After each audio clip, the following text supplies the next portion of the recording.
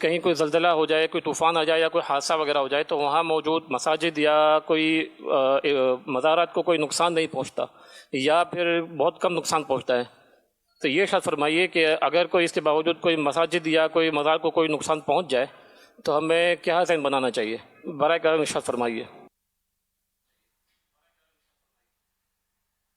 سوال کا آخری الفاظ نہیں سمجھ میں آئے.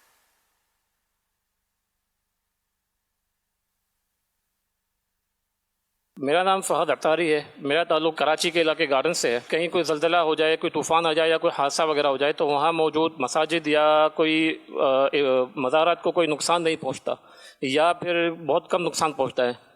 تو یہ ارشاد فرمائیے کہ اگر کوئی اس کے باوجود کوئی مساجد یا کوئی مزار کو کوئی نقصان پہنچ جائے تو ہمیں کیا ذہن بنانا چاہیے؟ برائے کرم ارشاد فرمائیے. انہیں کسی مسجد یا مزار کو نقصان پہنچ جائے تو کیا ذہن بنانا چاہیے، یہ شاید آپ نے جی اسی طرح معلوم کرنا چاہ رہے ہیں کہ جی زلزلے یا طوفان وغیرہ میں بعض اوقات یہ ہوتا ہے کہ مسجد سلامت رہتی ہے، مزار شریف سلامت رہتا ہے، لیکن ہر بار ایسا نہیں ہوتا. یہ اللہ پاک کی مرضی ہے کہ ایسی متبرک مقامات بعض اوقات اس کا اظہار کر دیتا ہے کہ اللہ جو چاہے کر سکتا ہے. اللہ پاک قدرت کاملہ سے اپنے گھر کو اس نے بچا لیا، اپنے اولیاء کے مزارات کو اس نے بچا لیا تھا کہ لوگوں کا عقیدہ جو ہے، اعتقاد ہے، وہ مضبوط رہے. لیکن ہر صورت میں ایسا نہیں ہوتا. کعبہ شریف پر یزید کے لشکر نے جب حملہ کیا تھا اس وقت گوپھن میں رکھ کر پتھر چلائے جاتے تھے، جس کی اب جدید صورت توپ ہے. تو کعبے کے غلاف کو آگ اور نقصان ہوا تھا. اچھا، اسی طرح اپنے بعض اوقات مساجد بھی شہید ہو جاتی ہیں، ایسا کچھ نہیں. کعبہ شریف تو ایسا طوفان آیا تھا کہ اس میں بالکل یعنی کہ کسی دور میں، کعبہ شریف کی شروعات تو حضرت آدم علیہ السلام کے دور سے ہو چکی ہے نا، تو یوں نقصان پہنچنا ثابت ہے. مسجدوں کو، مزارات کو نقصان پہنچنا ثابت ہے. تو یہ اللہ پاک کی مرضی سے ہوتا ہے کہ جو اللہ چاہے گا وہ ہوگا. بعض اوقات اور بھی ایسے کرشماتی طور پر بندے بچ جاتے ہیں، چھوٹے بچے بچ جاتے ہیں.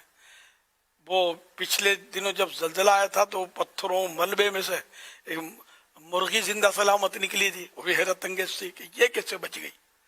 تو اس سوال بھی آیا تھا شاید کہ اب یہ مرغی کس کی، اس کا کوئی مالک تو تھا نہیں.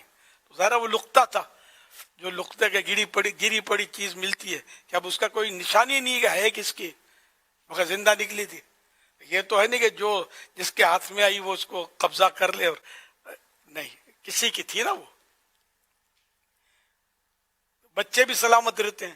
ابھی میں نے غالباً آج ہی ایک تصویر دیکھی، ایک کوئی ملبہ ہے، بہت بڑا پتھر، اس میں تھوڑا سا حصہ ہے کھلا ہوا، اس میں چھوٹا سا بچہ بالکل یعنی کہ اس میں سے وہ ہے اندر، وہ بالکل زندہ ہے بچہ، اس کا منہ نظر آ رہا ہے. اس کا اللہ کی شان ہے. بیچارے کے ماں باپ وغیرہ سب ہو سکتا ہے کہ دب گئے ہوں اس میں اور ختم ہو گئے ہوں، لیکن یہ بچہ زندہ تھا. تو کہا نا اللہ رکھے اس کو کون چکھے. تو اللہ پاک اپنی قدرت کے نظارے کرواتا رہتا ہے کہ میں جو چاہوں وہ کر سکتا ہوں. کوئی اپنی مطلب یعنی کہ عقل ہوشیاری کہ کتنے گھوڑے دوڑا لے، رب جو چاہے وہ ہوگا. سب چاہیں مگر رب نہ چاہے تو ان سب کا چاہا نہیں ہو سکتا.